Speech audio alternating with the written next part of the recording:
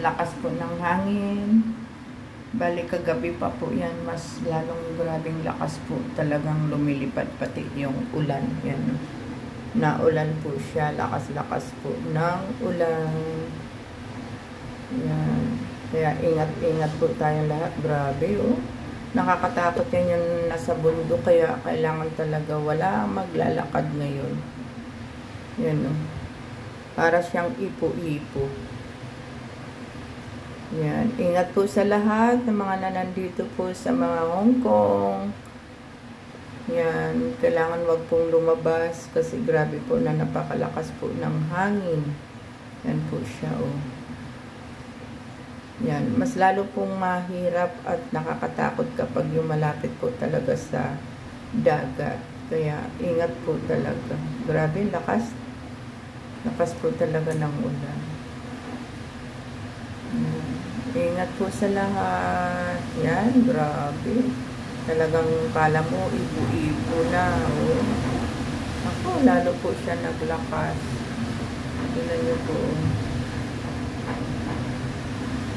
Naririnig niyo po ba yung sound? Yan. Super po lakas po ng hangin. Yan. Dito lang po yan sa bundok ha. How much more po sa malapit sa dagat. Kaya grabe talaga napakalakas po. Yan. Yan. Sobrang lakas din po ng ulan. Yan. Yung bagsak po ng ulan talagang nililipad din.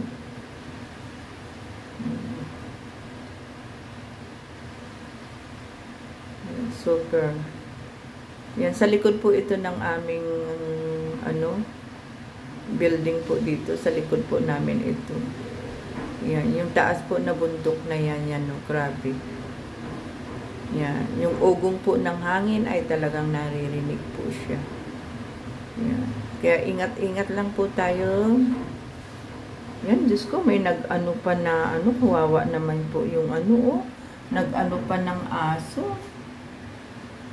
Meron pong nagpastol po ng aso sa lakas ng ulan. Bagyo na nga. Inilalabas pa yung aso. Grabe naman yun. Ibawal na nga dapat lumabas.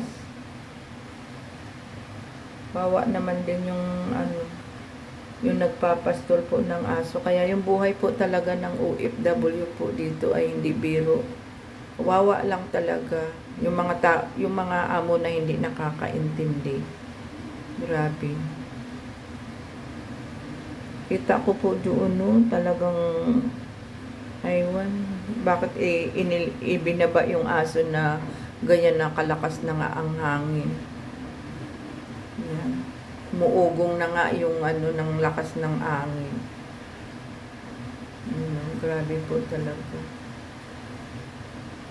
How much more po yung talagang nasa tabi po ng dagat. Yan, grabe po yun. Super lakas po talaga yan. Yan, talagang naugong po siya talaga. Oh.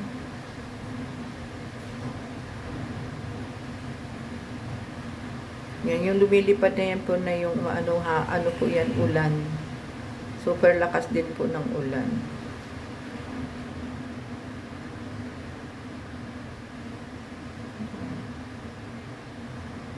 Kawawa po, may nakita po kasi ako na yung malaking aso na ibinaba pa at ipinasto. Diyos ko, kawawa naman po yung noon. Wala naman talagang awa, talagang mga amo na iba. Hindi nila maisip na bawal nga lumabas kapag may may tawag dito, yung may bagyo. Ang ginawa ko po sa aking lamisa ay tinumba ko na po siya dahil sa siyempre at inano ko sa banda sa may aking halaman para hindi po siya tawag dito, hindi po siya liparin o magsipag tumba. Yan, kaya yan po.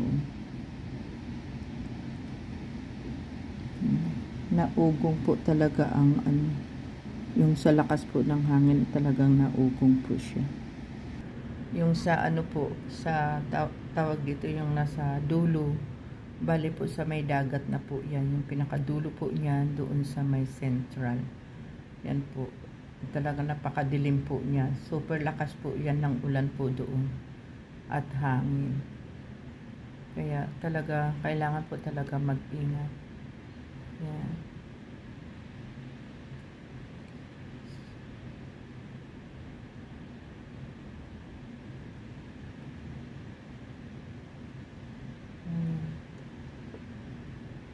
Yan po. So, hanggang dito na lamang po. Thank you so much for watching. Ingat po tayo sa lahat po nandito po sa Hong Kong. Kaya, hanggang dito na lamang po. Yan. So, sila Kuya Bal na ano ko po siya, na ano ko napapunta po sila sa ano sa Masbate. Yan, magmi-mission po sila doon. Kaya dapat ingat kasi wala naman pong biyahe kapag yun talagang mayroon po siyang bagyo. Yan, nakakatakot din pong bumiyahe ng may bagyo po kasi siyempre tawid po ng dagat yan. Shout out po Kuya Bal Santos Matubang, ang ama ng ating ama ng Kalingap. Yan. Keep safe po kayo lahat. Ingat-ingat lang po parati sa pag-charity. Thank you so much for watching. Bye.